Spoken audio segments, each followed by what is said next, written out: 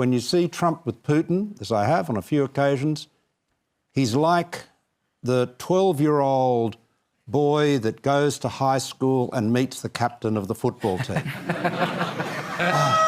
My hero. It is really creepy. It's really creepy. Now, and that struck you at the time? Oh, absolutely. It struck everybody. It was like you could touch it. It was creepy. The creepiness was palpable. Are you trying to say they're having a bromance? No, I'm not saying. I'm just telling you what I saw. The rest of the world knows and has always known that Donald Trump looks up to and wants to be like the most vicious world leaders. And we'd know it too if we just listened to what he's always told us. Hey, he's the head of a country, and I mean he's the strong head. Don't let anyone think anything different. Right. He speaks and his people sit up at attention. I want my people to do the same. Behind all of his bluster, anger, and commands is a guy that probably knows how unprepared and unqualified he is at leading a country without declaring ownership over it. It's always all about him. If he's dealing with lawsuits all over the country, he claims the country's hurting.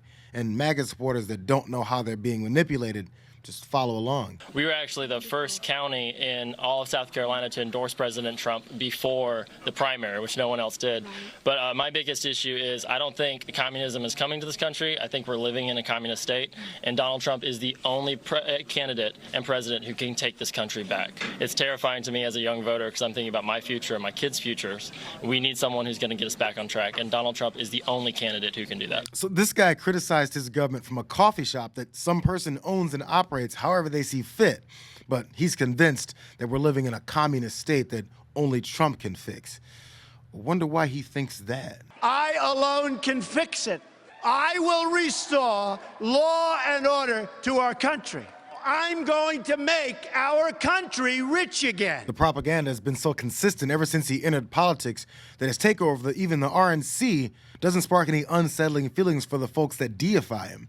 But that I alone energy doesn't leave much room for the rest of the party that he can't imagine giving even a damn about. Suppose that Biden appointed his granddaughter to be head of the DNC and instructed her to funnel all of the money to Hunter Biden's defense fund.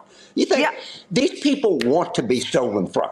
That's the long and short of it. The people that give Trump money or the RNC money are begging to be stolen from, and Trump is going to accommodate them.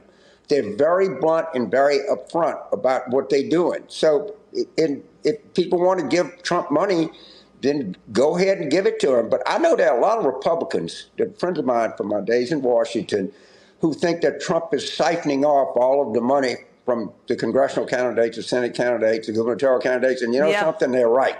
I don't, please put Laura Trump over there. Please steal every dollar you can get. Every one of these Republican state parties, Michigan, Arizona, all over the country, all falling apart, fighting with each other, underfunded. Reality has been flipped on its head in MAGA world. There's no need for people to try and decipher what Trump world's been thinking or what their secret plans may be to take over power and change the country only to fit one guy's dictatorial agenda.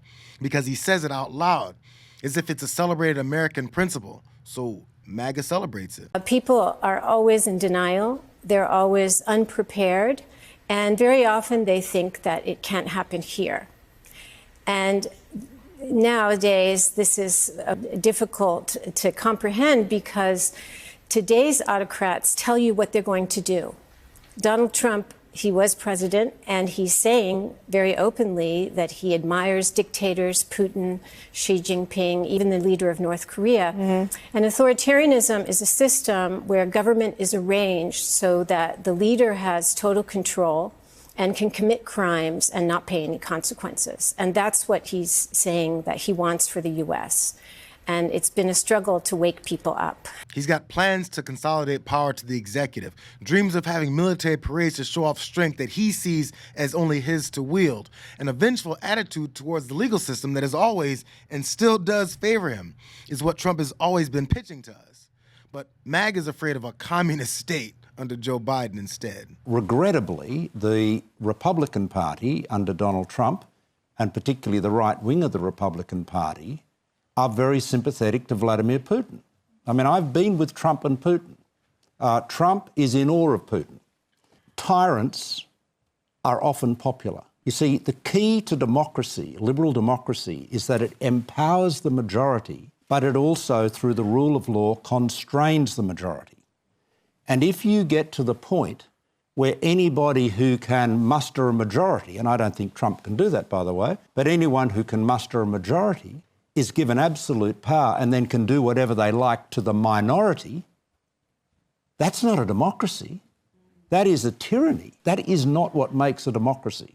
A democracy, as we understand it, is one where the rule of law protects all citizens and the rule of law applies to all citizens, whether they're the president or the prime minister or an ordinary, elector.